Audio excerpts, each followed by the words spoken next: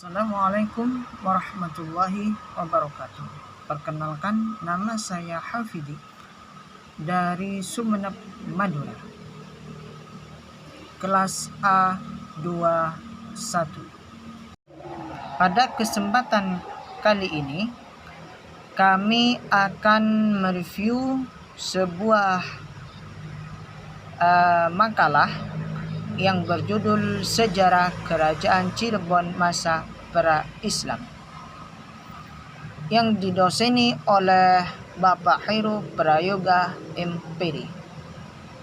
Untuk menyingkat waktu, kami akan langsung saja ke topik review, yaitu dengan judul Kerajaan Pra-Islam di Cirebon.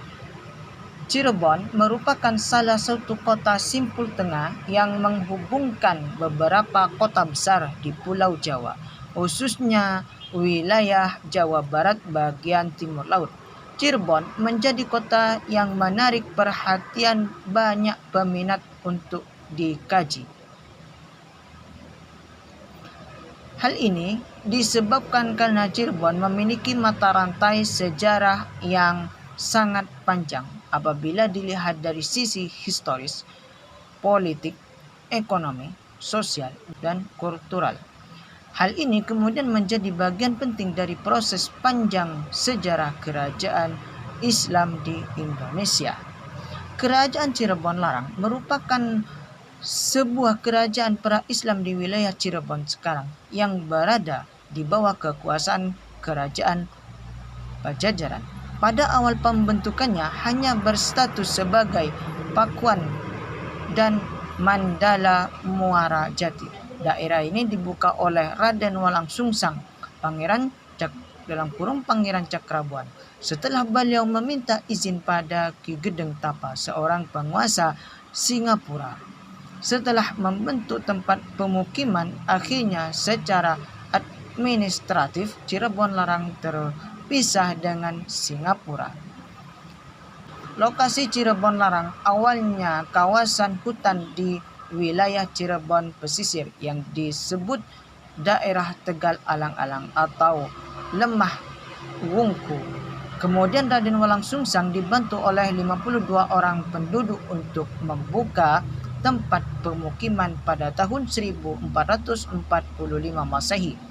Setelah Ki Danusela wafat, Raden Walang Sungsang kemudian diangkat menjadi Kuwu Cirebon Larang yang kedua. Selanjutnya, untuk mengislamkan keluarga Ki Danusela, Raden Walang Sungsang menikah lagi dengan putri Ki Danusela yang bernama Ratna Riris. Kemudian berganti nama menjadi Kancana Larang.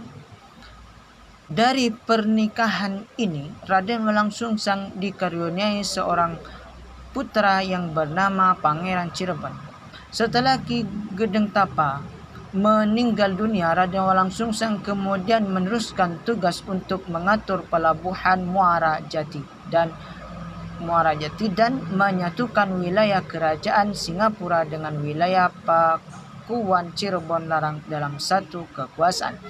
Untuk mengamankan dan mempertahankan pelabuhan Muara Jati yang semakin ramai, kemudian Raden Walang Sungsang membentuk Satuan Keamanan dan Ketertiban.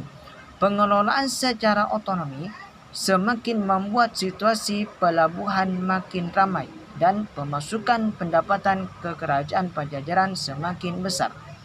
Harta warisan yang berlimpah dari Ki Gedeng Tapa kemudian digunakan untuk membuat sebuah keraton yang bernama Keraton Pakungwati, diambil dari nama putrinya. Keraton Pakungwati dibuat sebagai kompleks keraton yang sangat indah, yang di dalamnya terdapat taman sari dan kolam pemandian, tempat para putri keraton membersihkan diri. Setelah wilayah Cirebon Larang lengkap untuk membentuk kerajaan, maka Prabu Jayadewata, Prabu Siliwangi segera mengirimkan utusannya yang bernama Jagabaya perwira angkatan perang Pajajaran, serta Raja Sengara, Raden Kian Santang, adik bungsu dari Raden Walang Sungsang, untuk menobatkan Raden Walang Sungsang sebagai raja daerah dengan gelar Tumenggung Sri Mangana Cakrabuana. Demikian mulai saat itu status Pakuwuan Cirebon Larang berubah menjadi kerajaan di bawah kekuasaan Pajajaran. Meski saat itu Cirebon Kerajaan Larang merupakan bagian dari wilayah besar Kerajaan Pajajaran yang masyarakatnya masih beragama Hindu, akan tetapi Raden Walang Sungsang tetap terus mengembangkan agama Islam.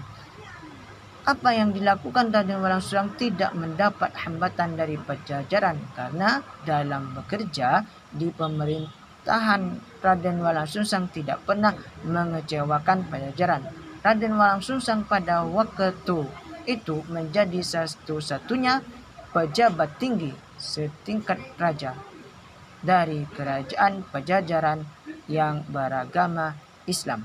Demikianlah review dari kami. Apabila ada kesalahan pembacaan atau kurang lancar, itu memang murni dari kami sendiri. Demikian, wassalamualaikum warahmatullahi wabarakatuh.